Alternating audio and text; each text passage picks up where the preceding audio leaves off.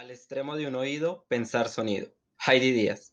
Trabaja como artista independiente y es docente investigadora de la Escuela de Artes Plásticas y Visuales y de la Maestría Interdisciplinar de Teatro y Artes Vivas de la Facultad de Artes de la Universidad Nacional con sede en Bogotá. Con estudios de artes plásticas, realizó su maestría también en artes plásticas en Nueva York University, con estudios de historia de arte en el Instituto de Arquitectura di Venecia en Italia y en el International Center of Photography de Nueva York. Es directora del grupo de investigación Pensar Sonido, adscrito al Instituto Taller de Creación de la Universidad Nacional de Colombia y hace parte del equipo de investigación y creación de la imagen y sonidos de la Société Pitoche Company, Teatro Postmoderno de Estrasburgo, en Francia. Su trabajo profesional de carácter interdisciplinar explora los bordes de los lenguajes plásticos, performativos y sonoros. Sus intereses se desprenden de la observación crítica y sensible del mundo actual relacionados con los fenómenos de poder, comunidades periféricas, la participación de otras voces y la inclusión de otras historias más allá del relato oficial. Hacen parte de sus ejercicios en el proceso creativo. Con ustedes el día de hoy, Heidi Díaz. Hola, buenos días. Pues Hola. qué linda presentación. Para mí es un gran placer y un honor estar acompañándolos. Me siento un poco como el archivo vivo, ¿no? Con los estudiantes, con mis colegas, soy colaboradores y bueno, compartiendo esta dimensión de lo sonoro que me encanta. Entonces, quiero agradecer también a Paola y a Interludios por este encuentro. Me gusta mucho esta idea del interludio, ¿no? El interludio es algo que se hace entre dos, ¿no? Es una pieza que se construye, es una pieza que tiene su acento en la música, ¿no? Entonces me parece que es muy oportuna esta relación del sonido y ojalá, aquí yo estoy ciega, no veo quién está, pero ojalá nos podamos encontrar en la sonoridad y en pensar sonido.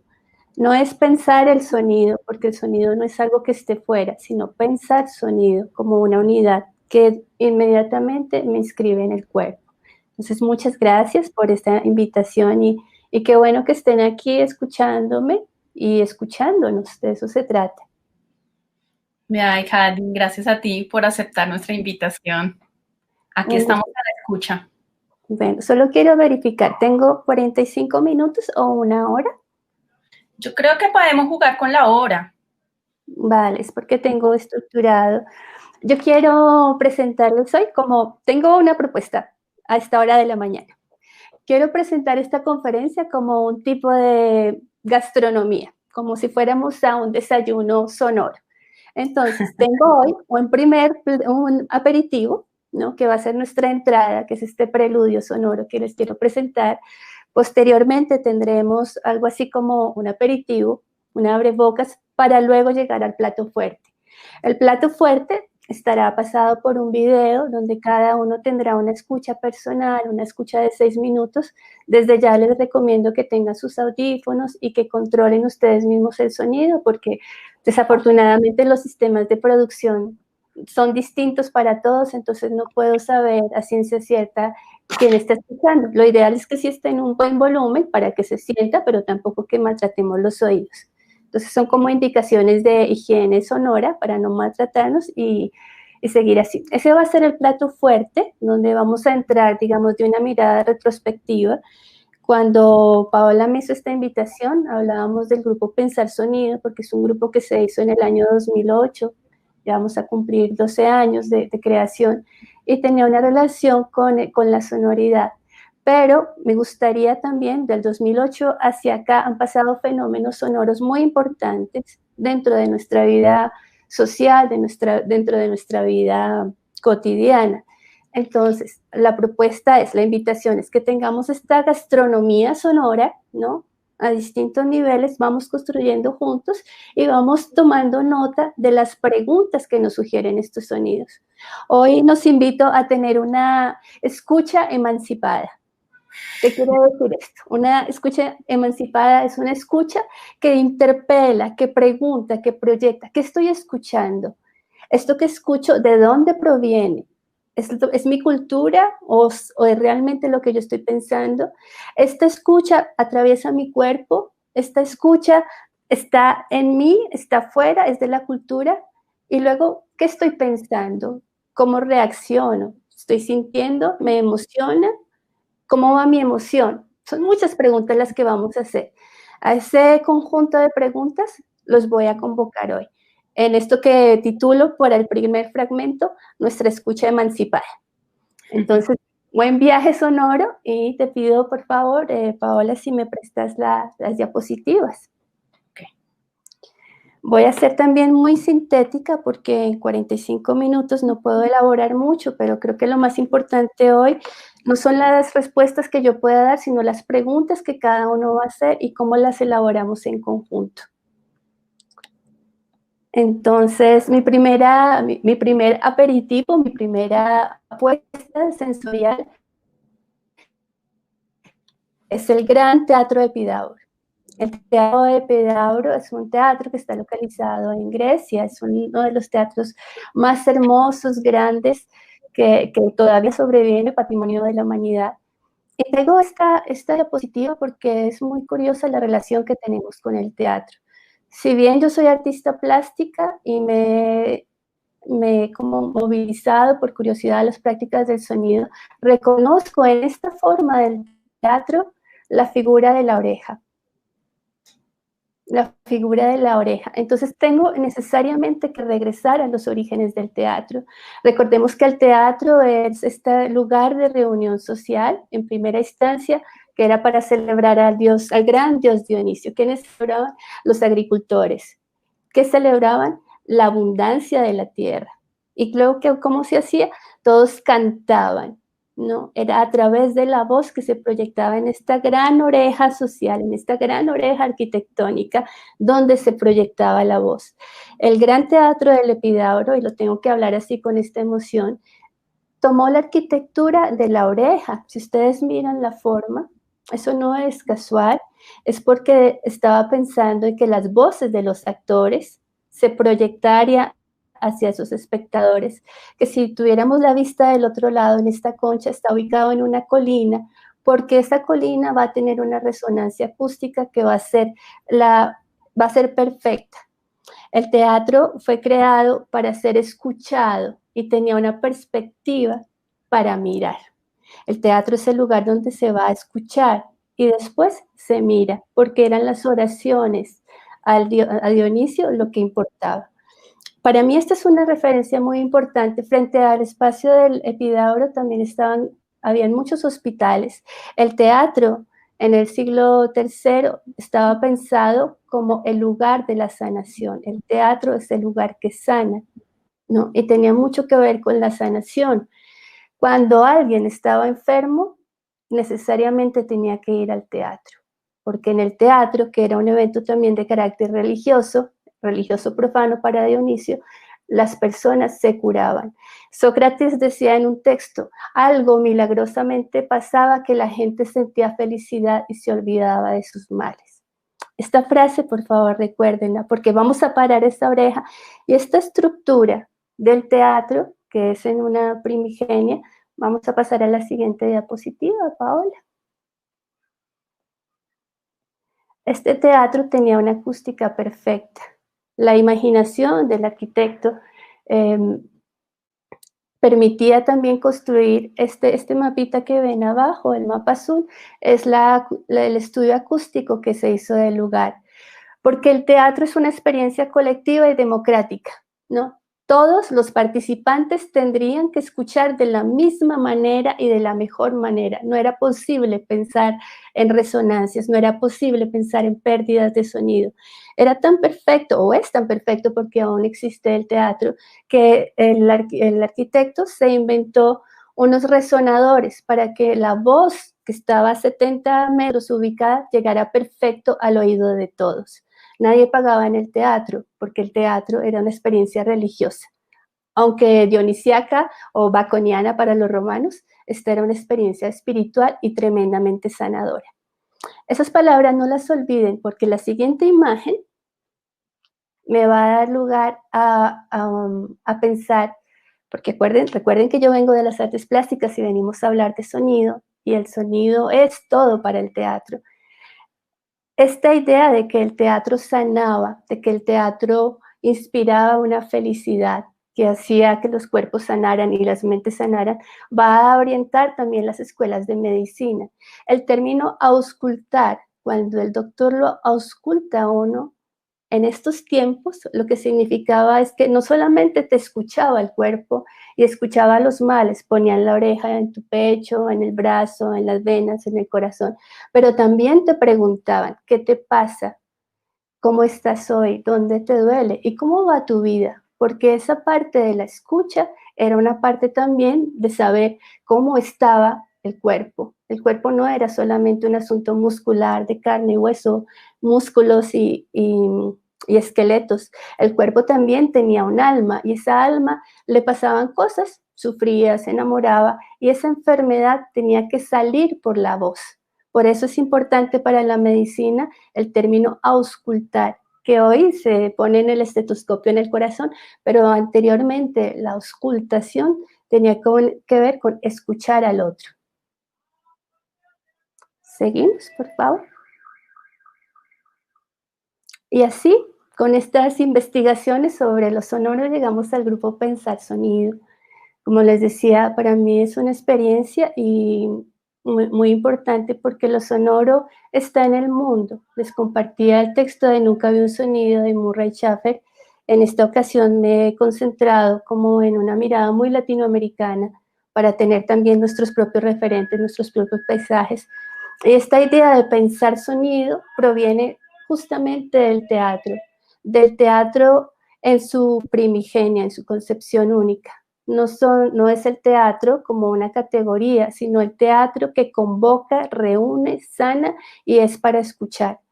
Pensar sonido no tiene un artículo, no es pensar el sonido, porque el sonido no está fuera de mí, es pensar sonido, es que ya está escrito, que mi cuerpo suena, que mi pensamiento suena, que la vibración del mundo atraviesa mi cuerpo y esa vibración también es sonido. Hay sonidos audibles y sonidos inaudibles, hay sonidos frágiles, hay sonidos del amor, hay sonidos de la muerte, hay sonidos que ni siquiera sabemos que existen, pero están.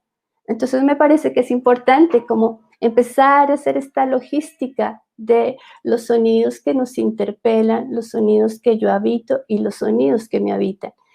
Con estas preguntas y con las ideas del teatro ya en la universidad y como un problema de investigación, inauguramos este espacio de pensar sonido, que era para pensar la dimensión de lo sonoro en muchos lugares, en una dimensión también que es indisciplinar, porque estábamos desde las artes plásticas. Yo no soy música, soy curiosa de lo sonoro. Habían músicos, habían actores, había también una filósofa. Como muchas personas estábamos integrando este lugar como tan interesante del pensar el sonido. Y atención, cuando digo pensar el sonido o pensar sonido, no estoy solamente suscribiéndolo a la cabeza. El pensar es un pensar con el cuerpo, es poner el cuerpo a vibrar a través de esa relación. Algo así como cuando uno va a un baile y es el sonido el que interpela y el sonido empieza a mover un hombro y luego al otro, y luego al otro, y luego al otro. No porque sea la música, sino porque hay algo mucho más profundo, antropológico, que hace que yo me mueva. ¿Qué es eso que me moviliza? Son preguntas todas de pensar sonido. Seguimos.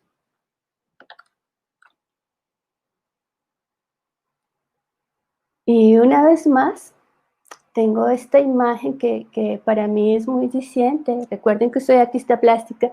Y esta imagen es que es increíble. El doctor y su paciente. Esta mujer está enferma del mal de amores.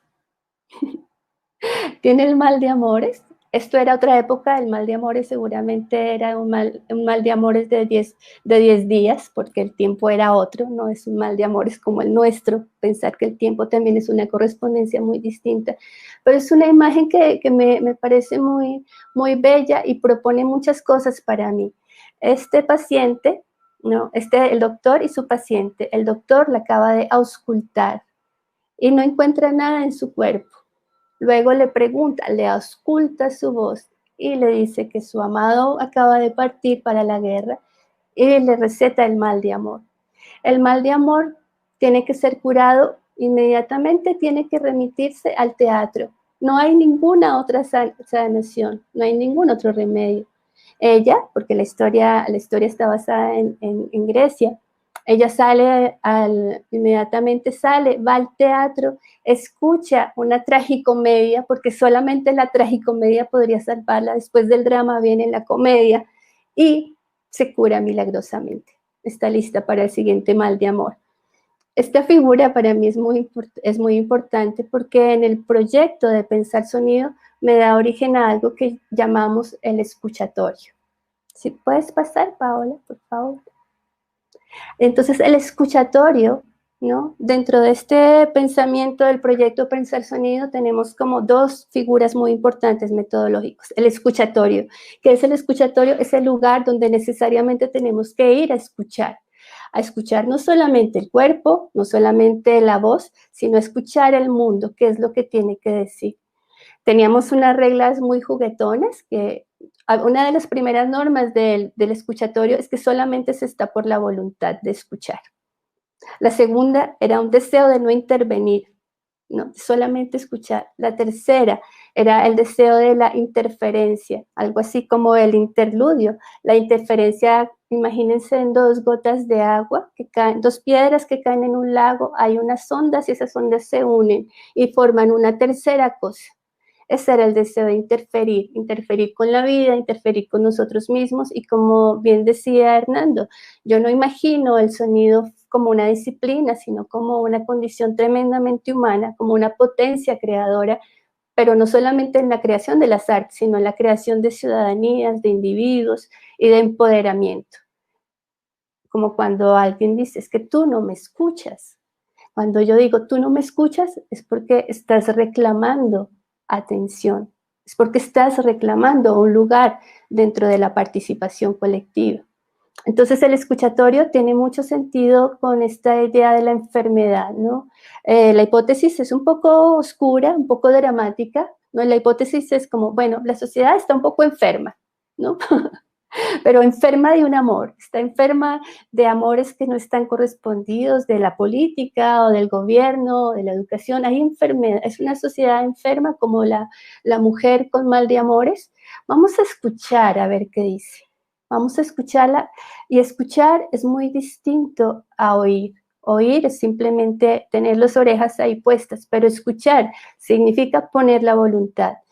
Cuando propongo la pregunta de la escucha emancipada es porque, bueno, ya, profundicemos en la escucha.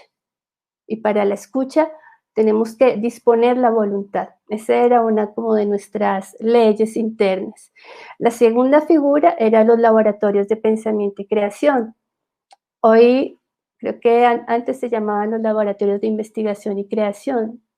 A propósito he puesto pensamiento, porque de nuevo creo que es importante consignar la idea del pensamiento, no como el pensamiento algo exclusivo del cerebro, sino el pensamiento como una condición del cuerpo. Entonces yo pienso con la piel, yo pienso con la mirada, yo pienso con el gusto, yo pienso de una forma integral. No solamente es un asunto del cerebro o de la inteligencia, es un asunto también de la emoción, de la sensación y de la percepción. Siguiente. Y de estos trabajos de pensar sonido hicimos muchos trabajos, muchas interferencias. Teníamos también un espacio dentro de los escuchatorios, escuchábamos a la gente, hacíamos guerrilla, ¿no? Íbamos a lugares, por ejemplo, una cafetería que siempre ponía baladas, hacíamos una guerrilla sonora con aspiradoras, con secadores de pelo, con grabaciones, con gritos, alterábamos el orden y esa escucha como tan domesticada para tener como un sentido distinto, para generar acontecimiento. Esa palabra, por favor, escríbanla por ahí, el acontecimiento sonoro, ¿no? Sacar de esta cotidianidad, sacar del letargo sonoro, del entretenimiento sonoro, de la domesticación sonora, la idea de la fuerza sonora en sí misma. Entonces, esta es una de las obras que yo creo que para nosotros era muy importante, porque estábamos buscando, estábamos escuchando Escuchábamos los árboles, escuchábamos la ciudad, nos escuchábamos unos a los otros, hacíamos experimentos con micrófonos de contacto y encontramos a Felisa en uno de esos vagabundeos por la Universidad Nacional. Esta obra de Felisa Bernstein, que es una escultora, ella ya murió, pero es una obra insigne dentro del arte moderno. Aquí donde ustedes ven esta obra tubular, de chatarra, fea y más encima hecha por una mujer en 1967, tengo que decirlo así porque era todo un asunto también para los hombres, es el retrato de Alfonso López Pumarejo. Es el homenaje a Alfonso López Pumarejo. Esto es 1967, cuando la modernidad se estaba tomando a Colombia, el arte abstracto. Los hombres salen a decir que esto era un adefesio, esto era una chatarra. Por supuesto que Felisa Bernstein estaba loca, que era imposible que este fuera un homenaje para nuestro presidente, expresidente, y que no podría construirse. Cuando estábamos haciendo este trabajo de pensar sonoro, de pensar sonido, que era en 2009, por primera vez tuvieron que pasar 42 años para que la obra de Felisa Bernstein se pudiera hacer.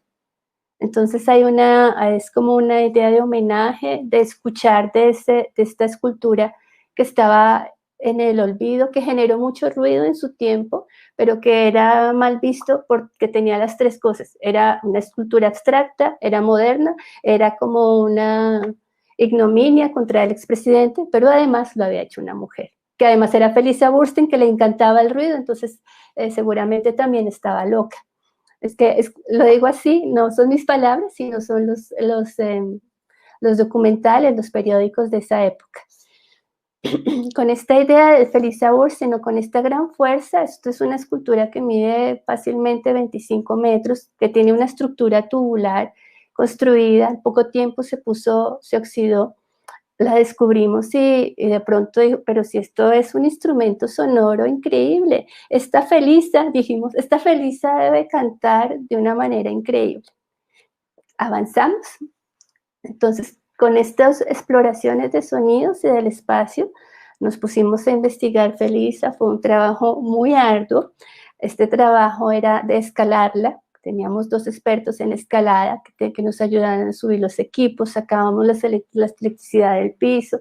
Fue un trabajo físico muy arduo, porque esta estructura tubular, ¿no?, que unos de estos están cerrados, imaginábamos que podía sonar como una flauta de viento, que podía ser como algo muy, muy de instrumento, sí, perdón la redundancia, de viento, podía sonar como increíblemente, pero algunas de las estructuras tubulares estaban cerradas, entonces se llenaron de agua, lo cual hacía que el objetófono, ¿no?, toda esta gran escultura, este mamotreto, era un objetófono de 25 metros de alto, como por 5 o 6 metros de ancho, y que tenía una estructura acusmática conformada por el agua que se había acumulado dentro de estos tubos, que generaba una resonancia, que tenía todas las cualidades del sonido.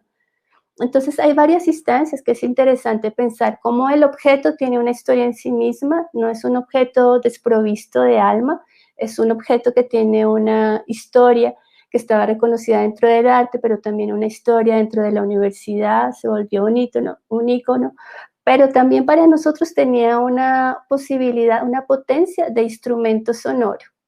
Y eso solo lo podíamos ver nosotros, claro. Entonces también había como una gran curiosidad, como estos que están haciendo, y estábamos escuchándola, estábamos auscultando esta otra mujer malentendida de amores. Siguiente, por favor, Paola. Entonces el trabajo con Felisa fue un trabajo de escucharla. En 1967, cuando se realizó la escultura, ella generó mucho ruido. Tengo que decir la palabra así, porque más adelante vamos a escuchar ese ruido. Generó mucho ruido porque no estaba dentro de la convención, porque se salía de la hegemonía, porque se salía del pensamiento de la representación, porque era una chica y porque trabajaba con chatarra, con soldadura y daba una fuerza, y una chica no se comporta así. Esta palabra de ruido para mí es un asunto que es importante porque voy a seguir hablando del ruido más adelante, y el ruido entonces es un fenómeno político, no es solamente un asunto de la oreja, Quiero también, por favor, que tomen nota de esa palabra, el ruido como un asunto de la dimensión política. La siguiente, yo creo que aquí ya podemos ver un poco de cómo Felisa canta en la noche. Es un video de 3 minutos. Por favor, les recomiendo que ustedes tengan cuidado con sus oídos. Ella es chillona, entonces regulen sus audios.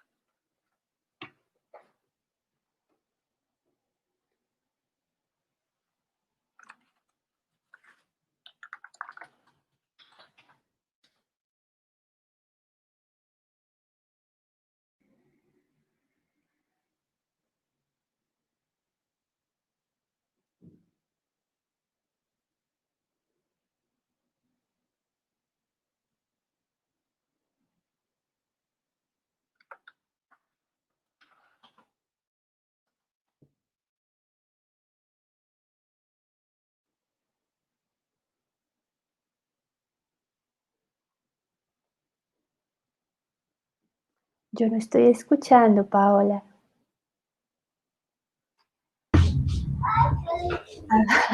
Profe Paola, comparte el audio. No se escuchó.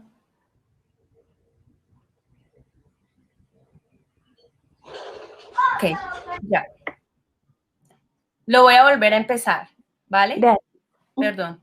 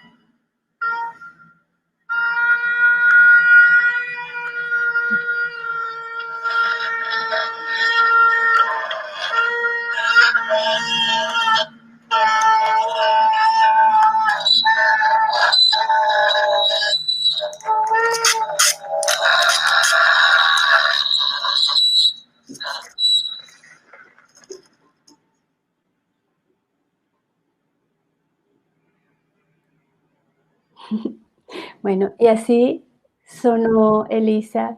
Elisa cantó toda una noche, todo un día, y momentáneamente durante, no sé, como 6 meses estuvimos todos los viernes consintiéndola, escuchándola, auscultándola, hasta que finalmente ella sacó la voz, una voz chillona, una voz aguda, una voz que no muchos querían escuchar, pero lo importante es que ella, ¿no?, hizo por fin esta especie de grito manifiesto de su presencia, de que estaba ahí.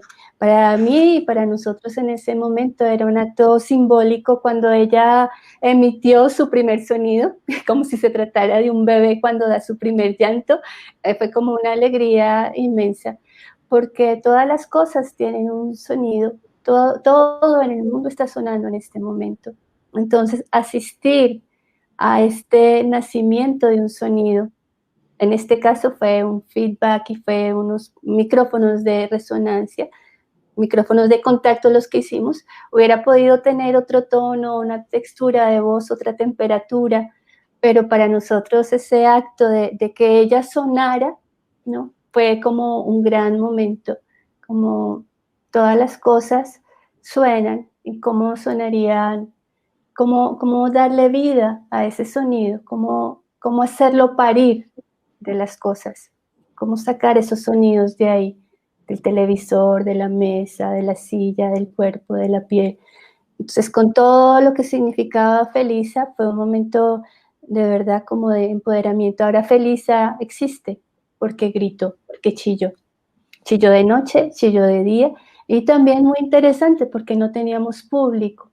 Entonces fue una acción, un acontecimiento muy, muy en solitario.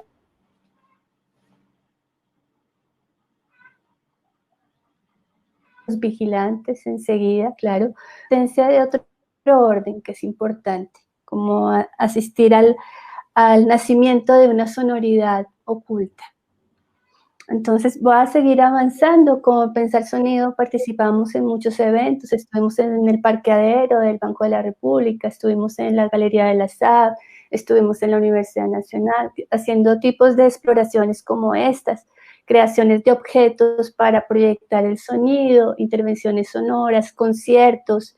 También nosotros éramos una especie de agentes, las personas, los que querían participar también haciendo sus exploraciones sonoras, siendo escuchados, escuchando o emitiendo sonidos, como toda esa negociación entre el que escucha, el que produce, el que hace silencio. Para nosotros son todo un ecosistema de la dimensión sonora, tan importante el que está en silencio como que el que hace su ruido, como Felisa. Entonces, estas son exploraciones que solamente las presento para su ilustración, porque no me puedo detener en ellas, pero sí teníamos un pensamiento o con la claridad o con la intención de que mostrar muchas posibilidades de intervención. En esta obra, por ejemplo, una pieza de larga duración, también de la pieza de Instituto Benjamenta, que es un manifiesto sobre la educación, de Robert Bartzel, la hicimos también en una lectura de larga duración, una lectura performativa. Quiere decir que esa lectura estaba mediada por sonidos, palabras, acentos. La lectura estaba proyectada de una manera, porque éramos muy juguetones también con los espacios. Todo el sonido sucedía en esta sala, pero al finalizar hicimos unas proyecciones para que sonaran debajo de los árboles, debajo de la tierra. Entonces las personas iban a escuchar por un hoyito en la tierra o debajo del árbol. Había una relación entre el espacio interior y el espacio exterior que nos interesaba, justamente porque venía del Instituto Benjamenta, como este instituto lúgubre, bien riguroso sobre la educación.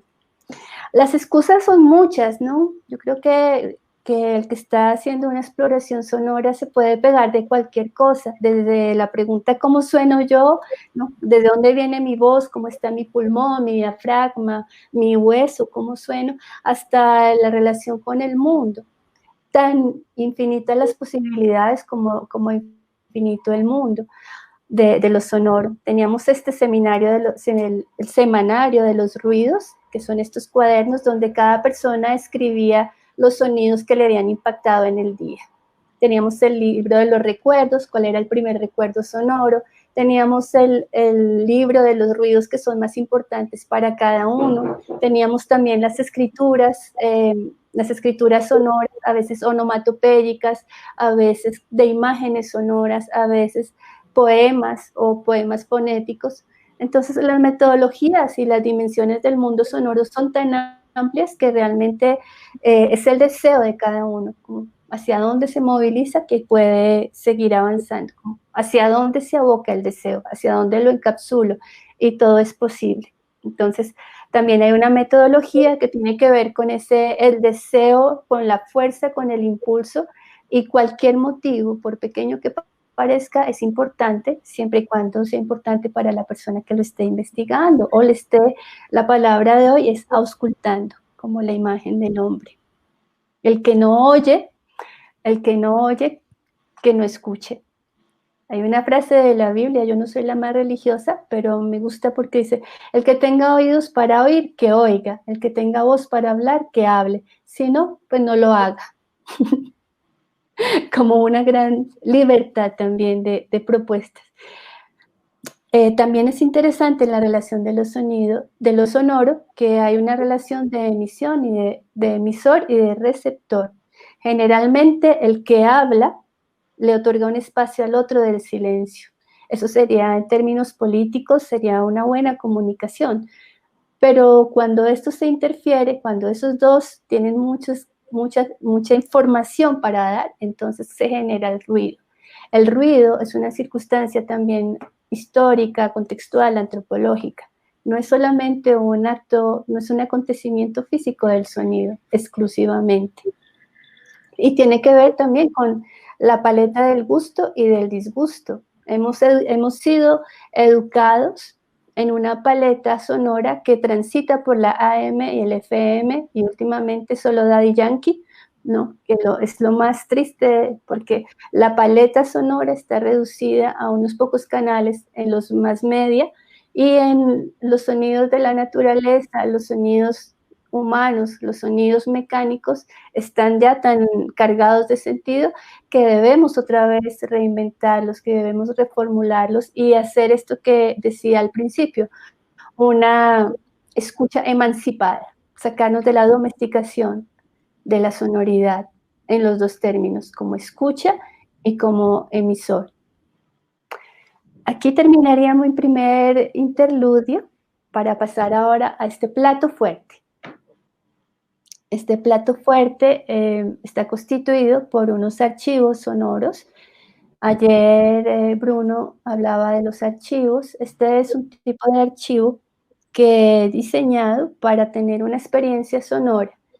Yo quisiera que tuvieran una buena escucha, pongan sus audífonos. Yo no voy a hablar durante este tiempo, son 6 minutos algo, muy corto, pasa el tiempo rápido, pero mientras tanto, para que tengamos una escucha profunda, una escucha emancipada, quiero proponer como varios puntos de atención.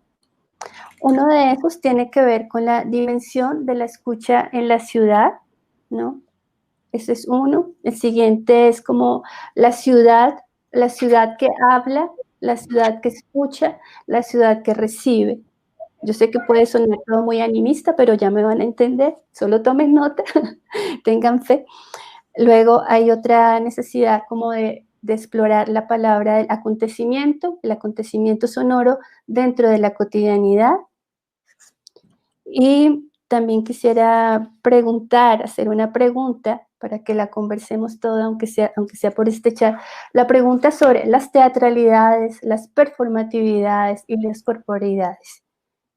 Creo que son suficientes preguntas como para empezar a abrir la idea de la escucha domesticada, para entrar en una escucha profunda, que quiere decir una escucha emancipada, tratar de penetrar el mero aurículo de la oreja, tratar de penetrar en el cuerpo, en la emoción, en la sensación y en el pensamiento, eso que pasa.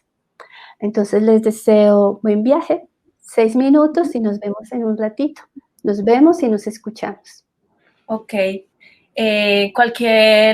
Voy a darle entonces play al material. Por favor, confirman si suena, si está rodando perfectamente. Bueno, para tener una escucha muy limpia. Va.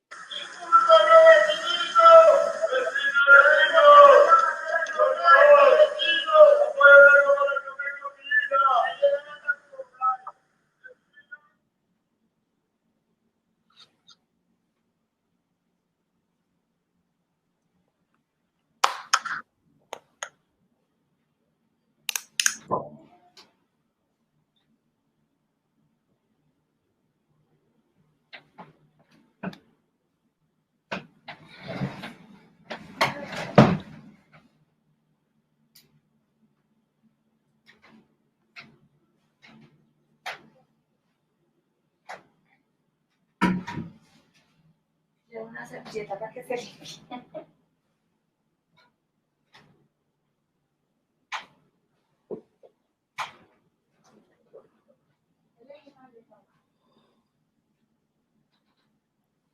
Hola, volví.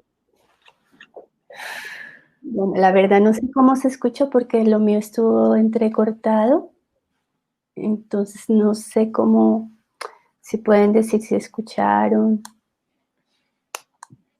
Si yo estoy siguiendo por el chat en mi celular.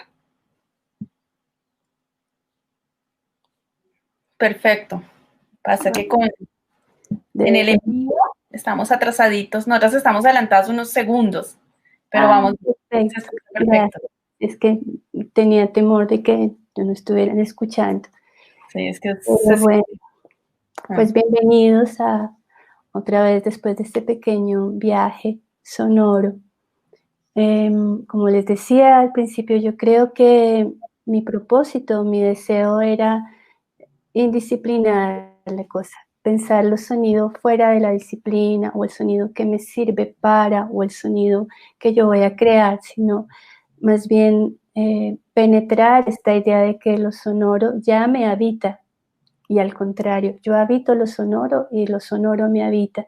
Nada más importante, en ningún momento de la historia de Bogotá, de Colombia, de Latinoamérica, como los momentos que vivimos el año pasado y ahora mismo, ¿no? Con mi edad, creo que es la primera vez donde reconozco unos actores sonoros, no disciplinados, unos actores sonoros que reconocen por primera instancia, reconocen a la ciudad como un cómplice de lo sonoro, una ciudad que suena, una ciudad que tiene cosas que contar, una ciudad que ha sido silenciada, que en un estado de mutez, de mutismo, no se ha querido escuchar, una ciudad que tiene todo para ser escuchada y también unos habitantes participativos, unos habitantes que se han movilizado por la fuerza del deseo y por la fuerza de la rebeldía en este caso, ¿no? Porque la fuerza de la rebeldía es importante para poner sus voces. Para mí tiene sentido, así como Felisa tuvo que ser asistida para que sacara esta voz, nosotros tuvimos que ser asistidos, tenemos que llegar a esta instancia de la política de nuestro país para poder escuchar la ciudad, escuchar los ciudadanos, escuchar las ciudadanías y nosotros proyectar la voz. Proyectar la voz en batucada, proyectar la voz en marchas, proyectar la voz en gritos, en pitos, en cacerolazos. Si yo lo pienso bien, tengo una lista de mi primera imagen en el Paro Nacional Colombia, el 21, el cacerolazo. ¿Qué cosa más performativa que el cacerolazo? Todos, mi mamá, una señora de 80 años, que nunca ha ido a escuela de música, sale con su calderito a hacerlo sonar, porque ese sonido es importante, porque ese sonido sumado al otro y al otro y al otro hacen una masa sonora que hicieron este paisaje sonoro el más ruidoso de la historia de Bogotá, por lo menos desde que yo estoy viva hace 50 años, tengo que decirlo. Es importante ese hacer sonar, ¿no? Y ahí yo podría hablarles de paisaje sonoro, podría hablarles del objetófono, cuando ese calderito ahí humilde, noble, siendo tocado por la olla, por la cuchara, proyectan un sonido, estoy creando un objeto sonoro. Luego aparece el ritmo que da uno sigue al otro y sigue al otro. Tenemos entonces una pregunta por la especialidad, por el paisaje sonoro. Pasamos a la batucada. ¿Qué sintieron ustedes? Es que me gustaría tanto escucharlos. Esta batucada, ¿se acuerdan de la tragicomedia de la mujer que estaba ya sufriendo de amores? Solamente la tragicomedia puede salvarnos.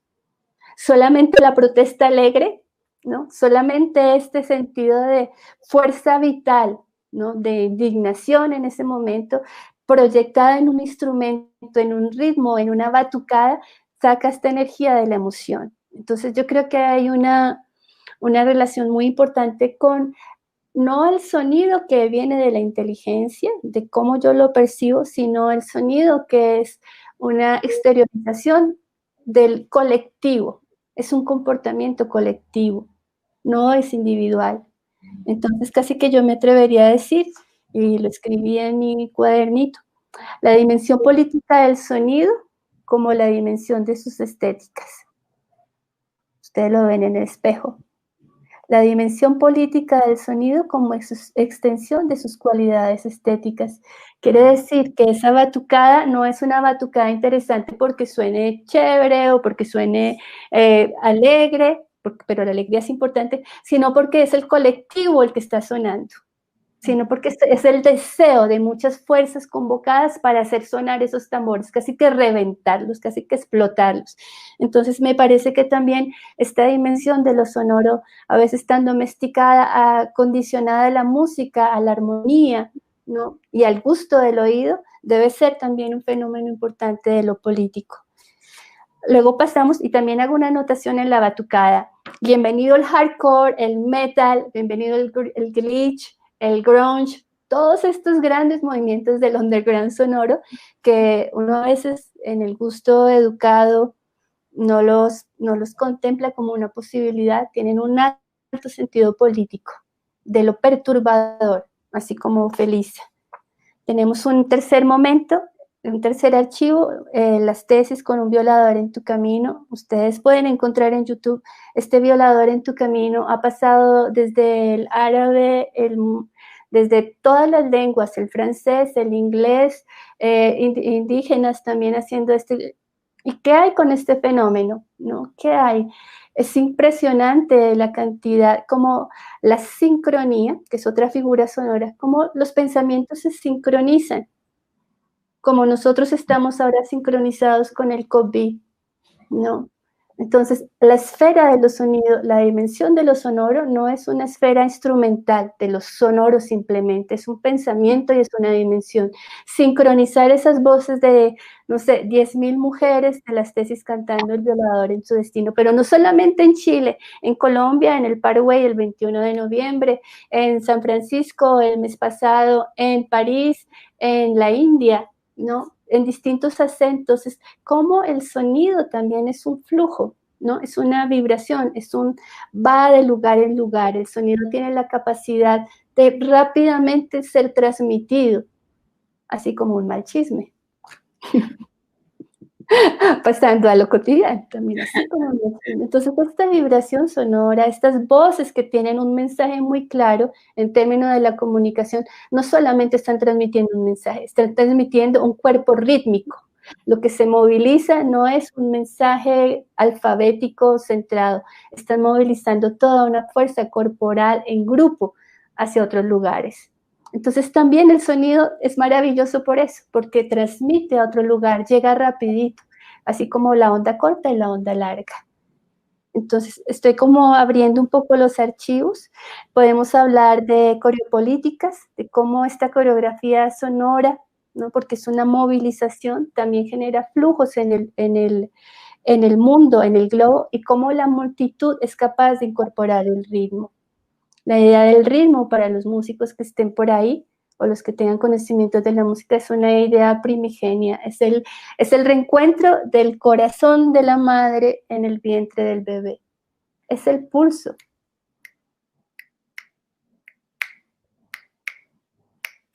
Arrítmico o rítmico, rápido, con soplo, sin soplo, pero ese encuentro con el ritmo es antropológico, es lo que nos hace ser humanos, por eso somos hermanos con África, con los tambores, con la batucada, inclusive con las tesis, no importa si estamos de acuerdo o no con el mensaje, pero la noción del ritmo nos guía como una gran manada de animales buscando una sonoridad que nos hermane.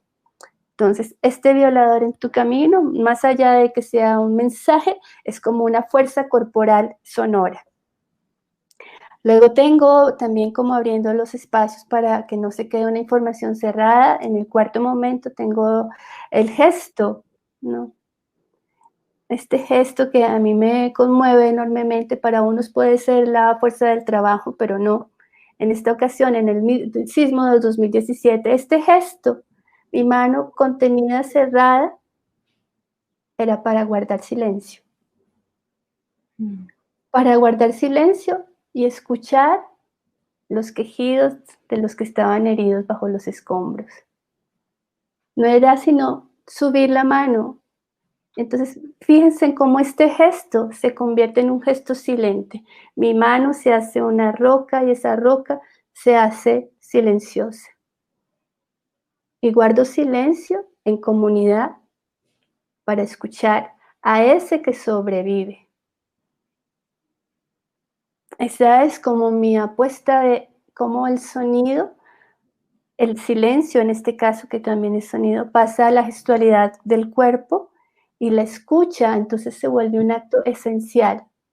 En el 2017, el 19 de septiembre, el silencio, guardar silencio, era una acción para sobrevivir. Y se hizo en colectivo, además. Entonces, es tremendamente conmovedor, como callarse para salvar la vida, callarse para que el otro sobreviva, y callarse no con la voz, sino con el cuerpo contenido.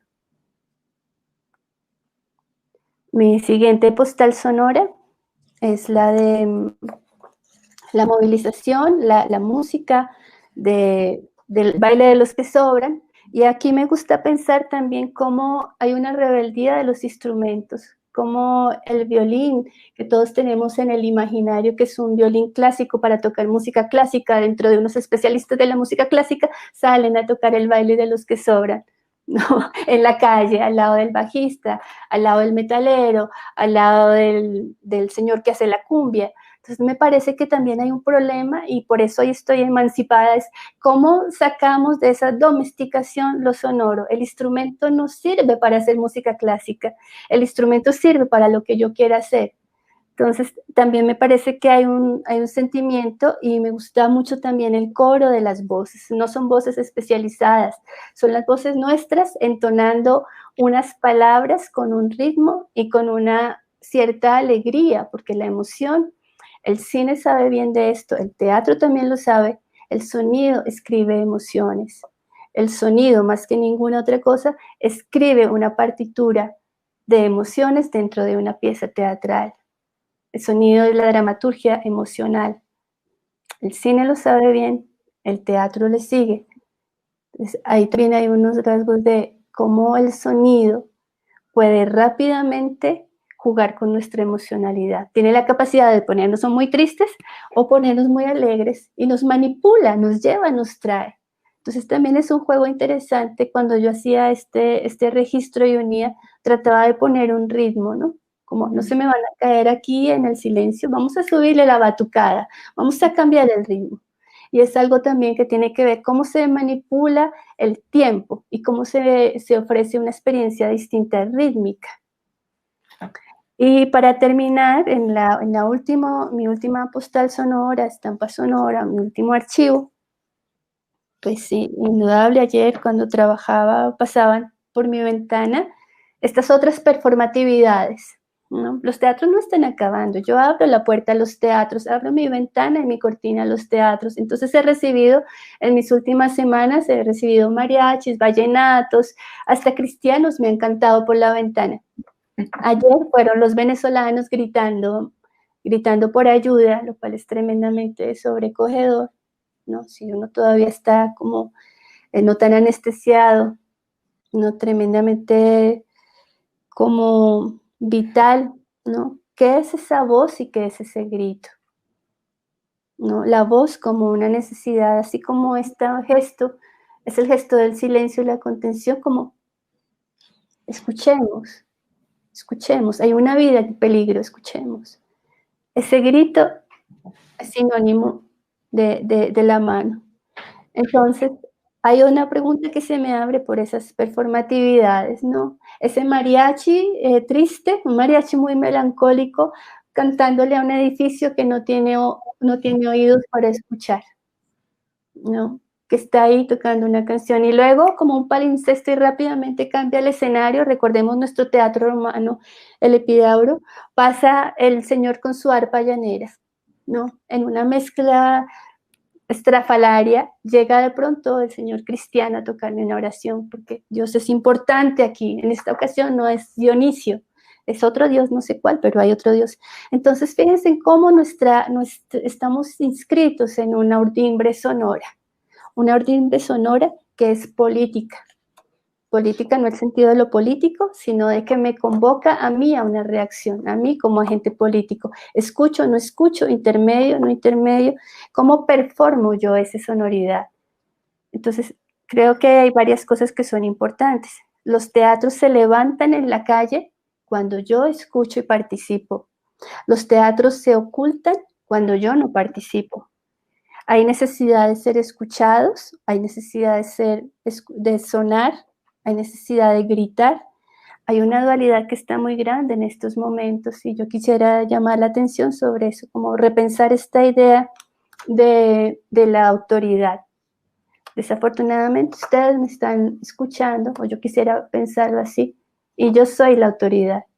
Pero no, ustedes ejercen también una autoridad, aunque no los vea, aunque estén ciegos, aunque yo esté ciega de ustedes, porque sin ustedes esto no tiene sentido. ¿No? Si no hay una oreja al otro lado, si ese teatro no tiene una voz que grite o una voz que cante el mejor canto, no hay sentido de teatro. A eso me refiero, que no hay entonces una construcción de comunidad. Si yo no tengo la resonancia frente a ese teatro, si no soy capaz de habilitar mi cuerpo, mi experiencia, mi bagaje cultural, salirme de la esfera del gusto, entonces el teatro ha sido en vano. Y por último, para terminar y no agotarlos con esta presentación, quisiera proponer también como una palabra que me parece importante, nosotros que estamos ahí en la licenciatura de teatro, hipócritas. Hipócritas es una palabra que viene del teatro, es una palabra griega. Hipócritas, como lo hemos construido hoy, quiere decir los que fingen, el que finge, el que se está haciendo. Esos son los actores. No tiene nada de despectivo, no es un juicio moral. Pero me gusta traer como la palabra al origen, ¿no? Si los actores somos todos y somos nosotros los que fingimos hoy, ¿no? Entonces, ¿cómo suena ese teatro? Si desplazamos todos estos pensamientos y construimos una hipocresía conjunta de los que fingimos, tendríamos que tener acuerdos. ¿Qué es lo que vamos a fingir? ¿Y con qué voz se expresa eso? Y eso es posible también, pues gracias a los medios que tenemos hoy, gracias a los medios de reproductibilidad técnica, es posible que hagamos un remix, un mashup, una mezcla, un collage, un paneo, una apropiación del sonido o minimalizar todo. Entonces, es como para tener esta pregunta ahí también, reconociendo los orígenes de esta hipocresía, ¿no? No como un lugar moral, sino como un lugar de los que fingen, de los que claman a Dionisio para que, por favor, traiga las frutas otra vez al cultivo, para que las vacas sean lecheras, para que los campos den el pasto. Entonces, ¿cuál es el grito que vamos a lanzar hoy? Si nosotros, los hipócritas, estamos esperando el mensaje, ¿qué vamos a hacer? Bueno, estas son mis reflexiones para hoy. Podría hablar mucho de sonido, pero no los quiero agotar. Y bueno, espero sus resonancias. Son muchas preguntas, pero los invito a tener esas preguntas ahí guardadas. Eso ya es un camino importante. Y a salirse de la esfera del gusto, del disgusto, para entrar en un ejercicio más de la emancipación, de la profundidad del pensamiento sonoro. Y mientras tanto podemos ir haciendo cosas con ellos, como por ejemplo escuchar. Así que muchas gracias por su escucha, no sé si están, pero muchas gracias, y a Paola y a los demás, gracias, y bueno, quedo atenta. Ahora yo escucho. Bueno, Heidi, hay miles de comentarios. Yo creo que vas a poder hoy en la tarde, como esto va a quedar en nuestro canal, poder revisarlos porque hay muchísimas preguntas y comentarios. Creo que lograste detonar el chat, lo cual es muy emocionante y muy, diríamos, vámonos hasta las 2 de la tarde. Pero tenemos una programación. Sin embargo, acá hay varias preguntas. Quisiera plantear una que la está haciendo un compañero, que es alrededor de que a ella le surge la gran pregunta, ¿cómo transponer todo este mundo de lo sonoro y la escucha para quienes por su naturaleza, la comunidad sorda, no es posible o no de la misma manera? Dado, creo que esta pregunta es muy bonita porque nuestros estudiantes ellos tienen unos semestres donde hacen práctica con comunidad y han aparecido muchos proyectos en el marco de la investigación-creación, donde ellos hacen práctica y trabajo de creación con población sorda, ciega, minusválida. Entonces creo que esta pregunta nos está dirigiendo hacia ahí.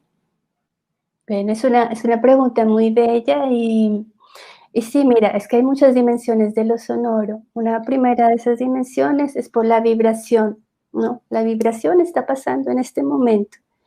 En cuanto a cuerpo, yo siempre hago esto en mis clases, ¿no? Mi cuerpo no se escucha solamente por acá, sino por mis huesos, por mis partes grasas. Donde hay más grasita, mi cuerpo percibe mejor, tiene una mejor vibración. Cuando hablaba de los sonidos, que hay sonidos que son audibles y hay sonidos inaudibles, inclusive para los que tenemos nuestros 5 sentidos funcionando, no los podemos escuchar en un volumen, pero sí los podemos percibir. Entonces, por ejemplo, tú podrías hacer muchos ejercicios de frecuencia baja.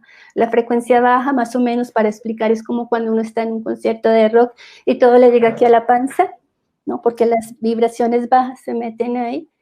Entonces, uno puede empezar a hablar del sonido en tanto percepción, la primera percepción, que es la vibración. Para esos ejercicios de vibración hay muchas maneras de trabajar, pero también hay otras formas posibles. Yo creo que hay que imaginar. Imaginar es un ejercicio importante. Por ejemplo, imaginar el sonido de 2 bocas que se besan. Imaginar el sonido de la flor que se abre en la mañana. Imaginar el sonido del río.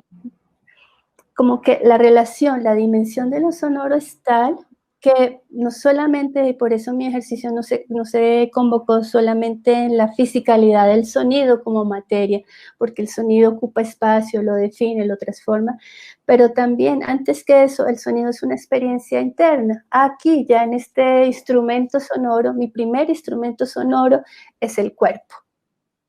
Y el cuerpo como esté, porque el cuerpo lo puedo hacer sonar, lo puedo morder, lo puedo tocar, lo puedo hacer soplar, lo puedo hacer vibrar, lo puedo remecer y también siente. Entonces yo creo que esas preguntas son importantes también en ambos sentidos. No sentirnos frustrados porque no escuchamos por la oreja, porque lo que no se escucha por la oreja a veces se escucha por la vibración y eso especialmente en los huesos largos, ¿no? El húmero, las piernas, las partes más grasas, el estómago, en las mujeres las caderas, en los hombres la panza. Entonces también hay una exploración desde otros lugares del cuerpo que deslocalizan los 5 sentidos, que deslocalizan la sonoridad como solamente un acto propio de la oreja. La sonoridad es a través del cuerpo, a través de los huesos más largos, a través de las partes más grasas. Ahí son buenos lugares para trabajar con la vibración. E imaginar, yo creo que hay que imaginar sobre la ceguera y la audición. Hay muchos trabajos sobre el fenómeno de lo sordo y lo mudo también. Hay un libro que me encanta que se llama El sonido de las cosas al caer, ¿no? Que es una experiencia muda, el sonido de las cosas al caer. ¿Cómo sería el sonido de esta bola cayendo? Entonces también implica un ejercicio de imaginación. Pero recordemos también, y es que la cosa es muy compleja, porque el lenguaje, este lenguaje alfabeto, no solamente refleja las realidades, sino que las proyecta. Hoy le llamo yo a esto bola, ¿no? Una bola de tenis. Pero también puede ser un bing bang, puede ser un pong, puede ser un, no sé. Entonces creo que hay un ejercicio interesante de reinventar la relación.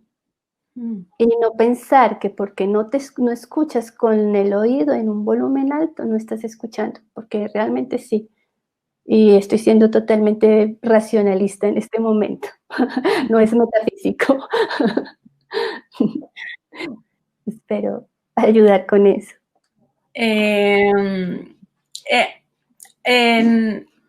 Estoy tratando de como de recoger así los comentarios para poder hacer como hacerte una relatoría en este en vivo. Los chicos de alguna manera están muy emocionados porque la conferencia de ayer, Bruno al final nos invitaba a abrir las puertas del salón y salir a la calle. También como una manera para desordenar y pensar en esas otras miradas que nos da la calle.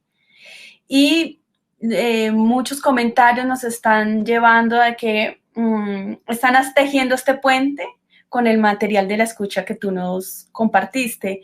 Es estar afuera y sobre todo están haciendo una referencia bien interesante sobre el silencio. Nos están preguntando por ese último minuto que es el silencio, que no sé cómo pensar ese silencio o cómo interpretar eso en este momento que es de la cuarentena, cuando no se puede salir a la calle.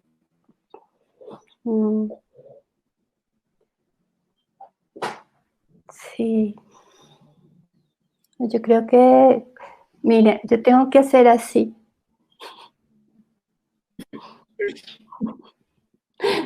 Ya que conocemos ahora el gesto, tengo que ser así porque es vital en este momento silenciarnos, ¿no? Y silenciarnos no quiere decir que uno no participe del mundo, solamente que hay una conciencia bien dosificada sobre la escucha. Es decir, mi voluntad está puesta en escuchar. Hay demasiada información y contrainformación. Hay demasiado ruido, el ruido de los medios, el ruido de la familia, el ruido de la enfermedad. Entonces yo creo que el silencio, lejos de lo que la gente puede suponer, que es como una introspección pasiva y autista del mundo, para mí este gesto del silencio mexicano, y por eso lo traigo, es un asunto vital, es como de, hey, para un poco, escuchemos. Y escuchemos no solamente lo de afuera, escuchémonos a nosotros mismos. Escuchemos cómo está el cuerpo hoy, dónde está mi cansancio, dónde está mi músculo, dónde está mi cirili mental, ¿no? ¿Dónde está ese dolor como en la espalda? ¿Dónde está mi herencia cultural también? ¿Dónde estoy yo en últimas? ¿Qué tanto cuando digo yo, de quién estoy hablando? Esa pregunta tiene que transitar por la cultura, por la reinvención, por destruir para recomponer. Entonces, en estos tiempos de crisis, unos tiempos difíciles, ¿no? Que venimos de un paro, que se nos olvidó que estábamos indignados, ahora estamos recluidos, ¿no? Como en estas jaulas modernas y cómodas. El silencio es vital, pero no solamente para escucharnos de un sistema antropológico de los hombres, sino también escuchar la naturaleza, escuchar esos otros seres, ese otro mundo que está pasando ahí, que a veces tampoco escuchamos, somos sordos a eso. Entonces, pues no quiero extenderme mucho, pero este gesto para mí es así o igual de vital, como escuchemos afuera, escuchemos adentro, y es vital. Y Le pido disculpas a los estudiantes que han escrito en el chat y que han hecho muchas preguntas, son muchísimas, y el tiempo también corre. Trato de preguntas, pueden ser como para poder establecer una conversación. Esta va a ser la última pregunta, Heidi, y es de alguna manera, Sebastián nos está preguntando de cómo trabajó el grupo Pensar Sonido a partir de esas diferentes concepciones disciplinares de los miembros, cómo se amplían esos conocimientos, cómo se tejen esas múltiples experiencias y cómo se llega a una metodología, si hay una sola o varias en ese mismo proceso.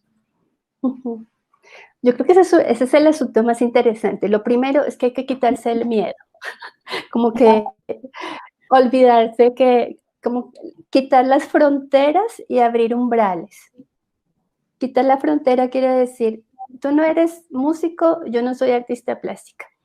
Negociemos en esta franja donde los dos somos humanos creadores, ¿no? Donde somos seres en creación y en potencia creadora. Escuchémonos, la escucha es fundamental, o si no, no tendría sentido el grupo Pensar Sonido. Y luego, con unas cartas que para nosotros eran muy juguetonas, ¿qué queremos hacer? Es una pregunta colectiva y es una pregunta otra vez que convoca en ciudadanías. Entonces teníamos muy claro que íbamos a hacer los escuchatorios como procedimiento porque veníamos investigando la escucha del teatro, la auscultación de los médicos y teníamos esta idea de que la sociedad está un poco enferma, entonces queríamos sanar amorosamente. Y entonces hemos hecho muchos escuchatorios, hicimos escuchatorios de cumbias, escuchatorios de muertos, escuchatorio de palabras, escuchatorio de cine, muchos escuchatorios distintos como asuntos puntuales donde nos provocaba una performatividad y detonábamos pensamientos.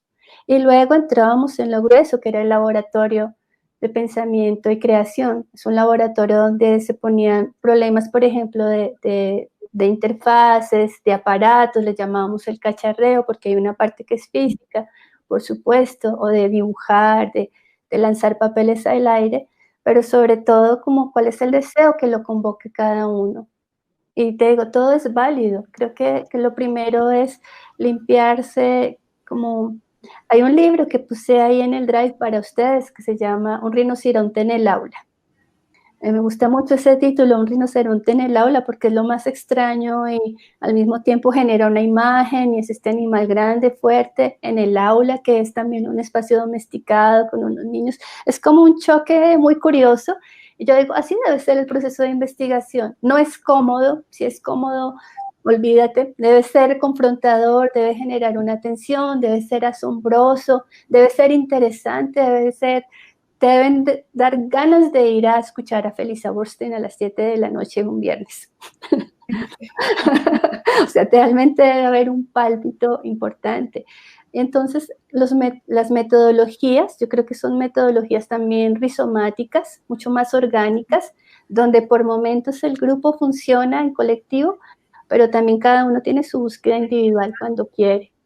Nuestras metodologías también pasaban por una investigación de la materia sonora, de artistas referentes, de lecturas especializadas, pero sobre todo la experiencia viva. Y hay una experiencia viva que no está pasando hoy, la experiencia viva de ir al bar a escuchar tangos o de ir a tomarnos una cerveza y escuchar a los carrangueros o escuchar al señor que cuenta los cuentos o a que me cuentes una historia. Entonces, creo que también hay que quitar un poco el academicismo y empezar a vivir la investigación como algo que es realmente placentero, hacer viajes al Festival de la Cumbia ¿cómo se llama? Allá donde está la barca, como tener también toda una nueva mirada de los territorios sonoros. El sonido también es esa experiencia, es esa posibilidad de reconocer los lugares como únicos, singulares, los acentos se vuelven como los sabores del lugar. Yo creo que es como un cambio de quitarse el corbatín y ahí vamos a disfrutar un poquito. Vamos a bailar cumbia, vamos a escuchar una balada, vamos al discurso político, pero por una intuición, como hacerle caso a la intuición y al deseo. Espero que los profes no digan nada. No, es que definitivamente, Paola, el mundo sonoro y lo que nos está proponiendo Heidi es todo un universo y de ahí la multiplicidad de preguntas que en este momento en el chat yo creo que podríamos demorarnos 2 horas más conversando y escuchándote. Creo que en esa medida, lástima que tengamos tan poco tiempo porque creo que no solo el tema es seductor, sino que es supremamente pertinente, ¿no? El grado de sordera del hombre contemporáneo en pleno siglo XXI y tú proponiendo un ruido emancipador, ¿no? Entonces, y cómo ese cuerpo se libera y cómo ese cuerpo a partir de la toma de decisiones auditivas se libera, ¿no? Y dice, aquí estoy y presenta un punto de disenso desde su escucha, que es muy interesante. Es muy interesante. Creo que eso invita también a una posición crítica, pues frente a lo que se escucha, lo que nos afecta y lo que consideramos nuestro universo sonoro. Por supuesto, y la primera sospecha cae en uno mismo, ¿no? ¿Cómo me escucho? ¿Quién soy en el sonido y cómo me habita el sonido? ¿Soy sonido? ¿Qué tipo de sonido soy? ¿Cómo vivo el sonido? Bueno, en fin. Sí, al mismo tiempo es una oportunidad única, increíble, ¿no? Como reinventarse, no el reinventarse aquí de ya sabemos, pero el otro, como materia posible, como materia creativa, como separo lo que realmente no construye, ¿no? No construye experiencia, no construye ciudadanía, no construye al otro, no construye a mí mismo.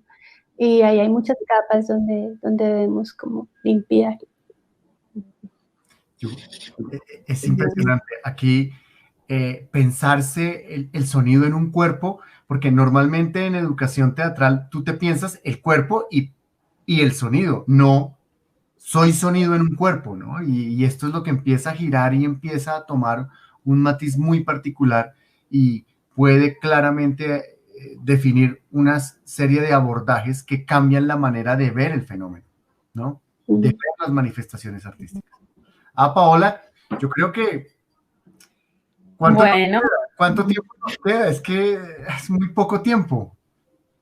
Creo que ya toca empezar a cerrar porque vamos a dar unos 5, 10 minuticos de pausa para que los chicos, nosotros vamos a instalar a las siguientes invitados. Heidi, yo me voy con una palabra que nos dijiste, me queda en el cuerpo del acontecimiento. Pienso que quedamos en un estado de sincronía, en un estado de sincronía y de pensamiento y de preguntas. Muchas gracias por tus voz, por tu generosidad, material compartido para los estudiantes, esta carpeta que, decirlo aquí, Heidi me lo decía ayer, es un regalo para los estudiantes y lo cual es muy recibido, es muy bello, es gesto tuyo, Heidi. Esperamos que vuelvas a esta casa, esperamos poder hacer un escuchatorio en vivo. Claro que sí. Como la expectativa.